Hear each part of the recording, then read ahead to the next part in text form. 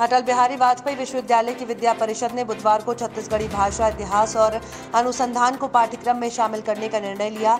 नए कुलपति प्रोफेसर अरुण दिवाकर नाथ वाजपेयी ने हरी झंडी देते हुए सदस्यों और प्राध्यापकों से अनुरोध किया। महाराष्ट्र में कोरोना महामारी की स्थिति फिर बिगड़ती जा रही है। बीते 24 घंटों में यहां कोरोना के 8,007 नए केस सामने आए हैं, जबकि 80 लोगों की मौत हुई है। 2,772 मरीज ठीक भी हुए हैं।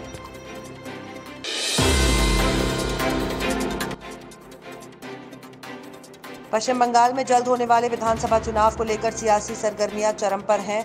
एक तरफ जहां सत्तारूढ़ तृणमूल कांग्रेस को भाजपा से कड़ी चुनौती मिल रही है।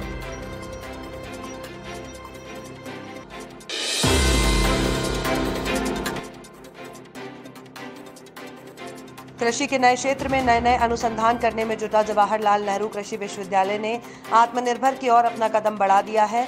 विश्वविद्यालय प्रशासन अभी तक सीड खाद अनुसंधान और प्रसार में आत्मनिर्भर था।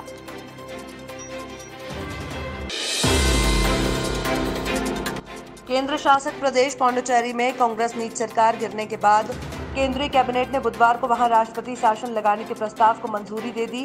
केंद्रीय मंत्री प्रकाश जावड़ेकर ने कैबिनेट के फैसले की जानकारी देते हुए बताया कि मुख्यमंत्री नारायणसामी के इस्तीफे के बाद किसी भी पार्टी ने सरकार बनाने का दावा नहीं किया।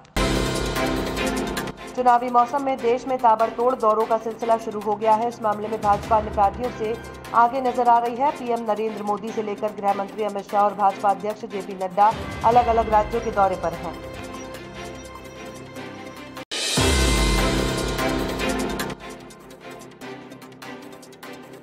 ऑल इंडिया मजलिस इत्तेहादुल मुस्लिमीन के प्रमुख असदुद्दीन ओवैसी की पश्चिम बंगाल के कोलकाता में आज होने वाली रैली को पुलिस ने अनुमति नहीं मिलने की वजह से रद्द कर दिया गया है।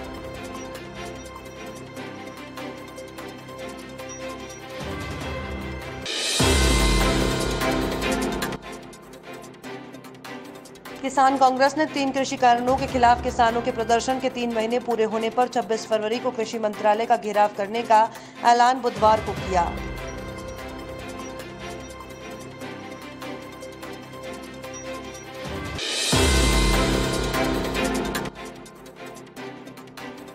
राजस्थान की राजनीति में पिछले कुछ वक्त से लगातार हलचल जारी है। पहले कांग्रेस पार्टी में घमासान देखने को मिला और उसके बाद भारतीय जनता पार्टी में भी अलग अलग गुट बनते दिखे रहे हैं।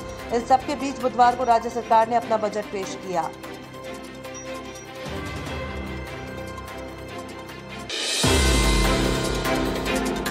हैदराबाद में कुछ ऑटो चालकों द्वारा अपहरण और दुष्कर्म किए जाने की कहानी गढ़ने वाली 19 साल की फार्मेसी छात्रा ने आत्महत्या कर ली है। ये कदम उसने झूठी कहानी बनाने के लगभग 2 हफ्ते बाद उठाया है।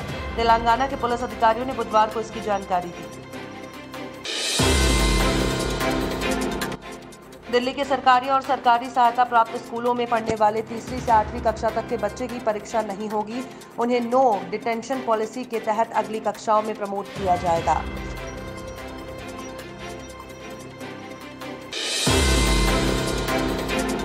पाकिस्तान के प्रधानमंत्री इमरान खान भारतीय एयर स्पेस का उपयोग करते हुए श्रीलंका पहुंचे हैं, लेकिन वहां भी उन्होंने कश्मीर राग आलापा है। इमरान ने कोलंबो में आयोजित एक कार्यक्रम में कहा, भारत के साथ एकमात्र कश्मीर को लेकर ही विवाद है।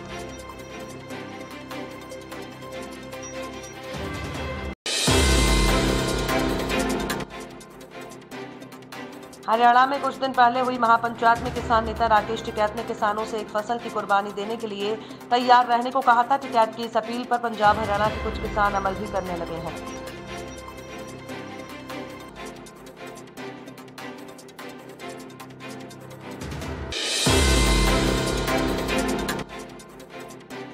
कोरोना वायरस के कारण देश में सब कुछ थम सा गया था।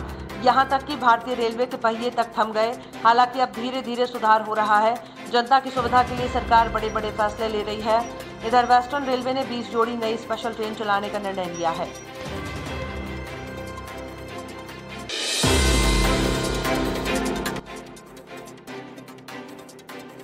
विधानसभा में अनुपूरक बजट पर चर्चा के दौरान अजय चंद्राकर की आपत्तिजनक टिप्पणी पर विधायक बृहस्पति सिंह भिड़ गए। चंद्राकर की टिप्पणी के बाद सत्ता पक्ष के विधायकों ने जोरदार हमला बोला।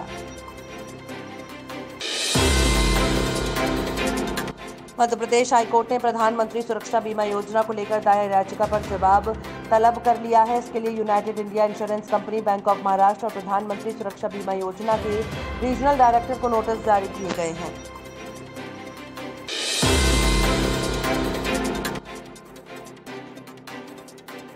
भूमाफिया के कब्जे वाली कुछ सहकारी गृह निर्माण संस्थाओं में भूखंडों की अवैध तरीके से खरीदी बिक्री जारी है। इसे देखते हुए आराधना गृह निर्माण सहकारी संस्था में रजिस्ट्रियों पर रोक लगाई गई है।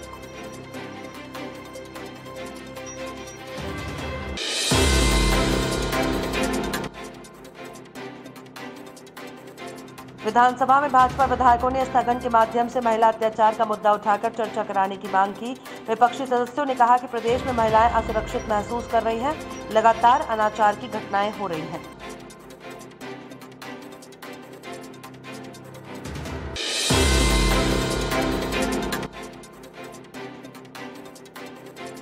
विधानसभा में अनुपूरक बजट पर बुधवार को हुई चर्चा का जवाब देते हुए मुख्यमंत्री भूपेश बघेल ने कहा कि राज्य सरकार की योजनाओं और नीतियों के कारण छत्तीसगढ़ में किसानों का खेती किसानी के प्रति आकर्षण बढ़ा है।